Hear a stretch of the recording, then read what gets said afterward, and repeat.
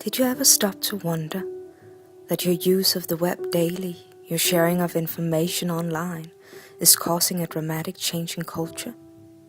We're more connected than ever before, but do we understand the power of these new tools and how to use them to create valuable and groundbreaking knowledge? Working together is a much more powerful, almost hypergolic way of inventing new things. My name is Alfred, and this is me and my wife a couple of years ago. I had started writing my PhD in philosophy about the challenge of collaboration when it dawned on me that the knowledge I was seeking wasn't found in books, but in the practical lived world. So I set out on a knowledge journey together with my pregnant wife. We went all the way from Denmark to California, trying to talk to some of the leading practitioners in this field. We were hoping to understand some of the clues to solve this challenge. I think the challenge of the 21st century is to come up with a new system, a new regime of assessment that takes collaboration seriously.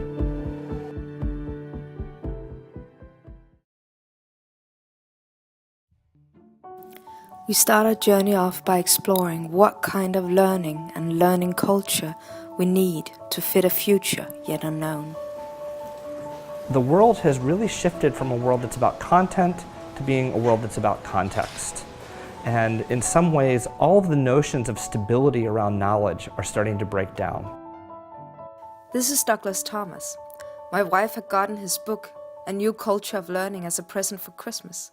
And we both felt that it contained so important clues that we drove all the way from Berkeley, where we were staying, to LA to meet him.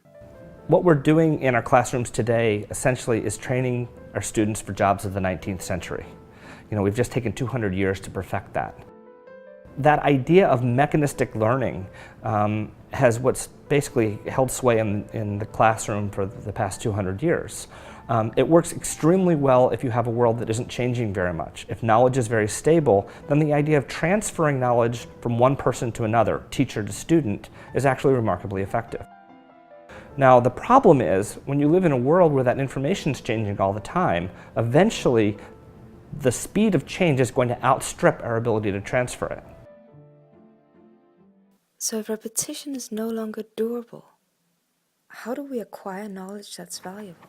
I went to my supervisor, Hubert Dreyfus, at the Berkeley University, to ask him if he knew. It's fascinating, if true, or wonderful if so, that Descartes, who was very interested in not making any mistakes, has so influenced the whole tradition that now the idea, ideally, you don't want to make mistakes. And that is, I don't know if any philosophers ever talked about how important it is to make mistakes. But somehow the way to get knowledge that's valuable is this business of taking risks and making mistakes. An expert doesn't think. He just does what works and what has normally worked for him, and it will normally work. And so in chess, a master chess player or an expert chess player just can make, within a few seconds, a high-level move. That's what's exciting about expertise. And in driving, you just automatically, your foot comes up from the gas or goes on the brake. If you start thinking about why you should do this or when you should do this, you stop doing it well. That kind of thoughtful reflection is in the way of expertise. Now that's important because that's what I consider the breakthrough.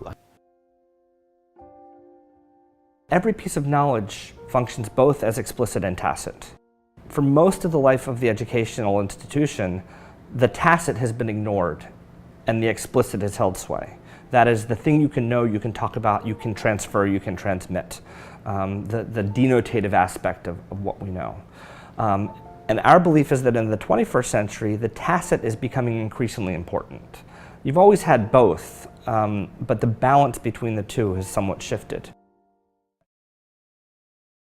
For thousands of years, philosophers have thought that the more thinking you do, the more analysis you do, the better the performance will be. And what Stewart just contemplating driving and chess, two things he knows how to do like an expert, saw that that's extremely wrong. All this thinking about what to do and memorizing what to do is getting in the way of the spontaneous doing. Of course, you can't just start that way. You've got to have lots of experience, take risks, lose sometime, win sometime. But if you do all that, and you do it a lot, then you can get to the point where you don't think anymore, and then you're really good. So there's something higher, namely intuition, that you have to have, which is leading you to see the situation in such a way that it draws you immediately to do the appropriate thing. That's why they misunderstood the computers and thought they could be intelligent. They thought being intelligent was having the right rules in your mind and the right descriptions in your mind. And in fact, it wasn't like that at all. Innovation is about imagination. It's about world building. It's about the ability to see things differently than they are writ large. And I just don't see right now in the current framework of our school systems or our systems of learning any possibility for that to happen. In fact, I think in K through 12, when we find those students that are doing that, we medicate them. Right? We call them ADD or ADHD and tell them that they're daydreaming and can't concentrate and can't focus and can't memorize and can't do the boring repetitive tasks. And we devalue that. We don't encourage innovation. What we do is we end up minimizing perhaps the bad at the expense of completely obliterating all that could be excellent, or that could be that source of imagination. And without that, I think that we constantly strive for mediocrity. And I think that, again, you could get by with that in the last millennium. Don't think you can in the 21st century. So the web's new access to knowledge and facts are making us realize that the knowledge which is really valuable is the one gained through experience and experimentation. To explore a learning environment where this is key, I meet with Malte. He's co-founder of one of the first Danish hackerspaces.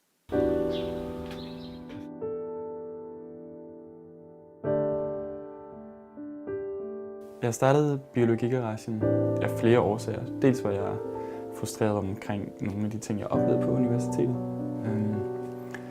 Hvordan fryser blev låst natten over. Hvordan jeg i forbindelse med egne forskningsprojekter ikke kunne samarbejde med grupper på det samme institut, eller også på det samme universitet.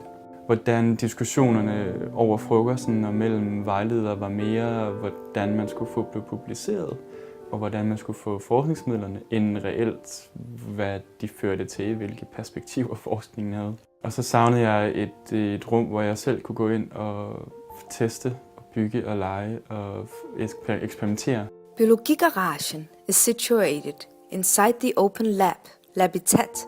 Der er åbent 24 timer i døgnet, for det første. Der er ikke nogen, du kan komme ned og lave, hvad du har lyst til. Der er ikke nogen, der holder øje med dig. Der er ikke nogen, der kontrollerer, hvad du laver. Alt, hvad vi har herinde, er køkkenudstyr. Så det er et frirum. Du kan komme ind og fra dag 1 lave, hvad du har lyst til i det her rum. Så det er en helt stor forskel. Du står til ansvar for dig selv og din egen sikkerhed, og man hjælper hinanden med at bygge den erfaring op. Så det er med at komme ind fra gaden og få hænderne i biologien. All learning comes from a clash between freedom and constraint. And those are the most productive kind of frictions you can have. We have this topic, we have this time period, we have this book, whatever it is that is your subject matter, that becomes your constraint. So how do you allow people the freedom within that to be creative, inventive, to engage their passion, to make it relevant to their lives? And that becomes the area of play. Talking to all of these people made me realize that I couldn't learn by repeating what they said. I needed to find the right frame where I could engage people in a collaborative knowledge creation process. And that's why the idea of this documentary started to take form. But what happens when you open up your research process? To explore this, I decided to engage with the open science community to learn from their experience. Lige nu sker der en kæmpe eksplosion af, hvad man kan med biologi i forhold til genetisk ændring af biologien. Og hvordan kan den almindelige borger relatere til det? Hvor kan de se det anvendt i deres dagligdag? Og hvis man får skabt det link, så får man bare sat viden virkelig meget mere hurtigt i spil. I think that science, is something that everyone should kind of be able to understand in terms of at least like the scientific method, the scientific worldview, and how that mode of action operates and why it's successful and has been kind of the foundation for civilization to progress. And I think that through open science and citizen science, it's one way of conveying that and getting people doing it. Joseph and I have a mutual friend in Denmark, so it doesn't take long before we become good friends. To our luck, he knows most of the key players in the open science community, and he soon introduces me. Open science is really key because we're entering a new era where science is not just undertaken in the ivory tower. Science needs to be undertaken by everyone. It actually is done by everyone already. We just aren't thinking of it that way. Open science is the idea of making things happen faster, getting answers faster, empowering more people to get on board to solve problems for all of us. And this is where real innovation and disruption come from. It's important for a whole variety of reasons. I mean, one of the basic reasons is that the public, for the most part, funds research to the tune of quite a lot of money. I mean, around 100 and 150 billion US dollars, for instance. And so it's reasonable for the people, the taxpayers who fund this, to have access to that research. Some of those taxpayers are the parents of children with diseases. At the Open Science Summit in Mountain View, I met with Hugh Greidenhoff. He took matters into his own hands and became a DIY geneticist when he discovered that his daughter was suffering from a rare genetic disease. And in my own particular quest, the challenge has been for a non-professional genomicist to make sense of the data and to use it and to make progress in understanding, in my particular case, the causes of the genetic causes of what is affecting my daughter.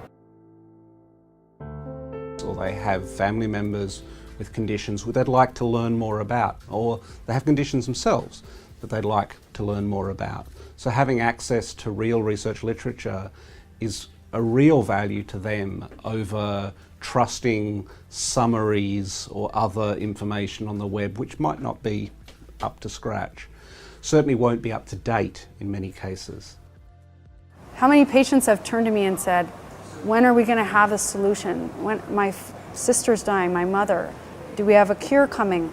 And I turn to the scientists that I know and I think, oh no, first of all, there's not very many of them, and second of all, they're very distracted. They're trying to write papers and do grants and compete with each other. And yet it's actually all the people out there that are just desperate. They're desperate. In the research space, the incentives we have at the moment are quite perverse. They actually set up in a way that discourages people from effectively communicating the research they do. And it discourages them from doing their research effectively because that's not the important thing. The key to me is, can we think about setting up incentive structures that support the kind of behaviour that we think is the right thing? It became clear to me that communicating and sharing my research was an essential start for creating collaboration. But one thing was sharing my findings. Another was having people help me come up with solutions to a problem. Were there any examples where a research problem online was actually solved?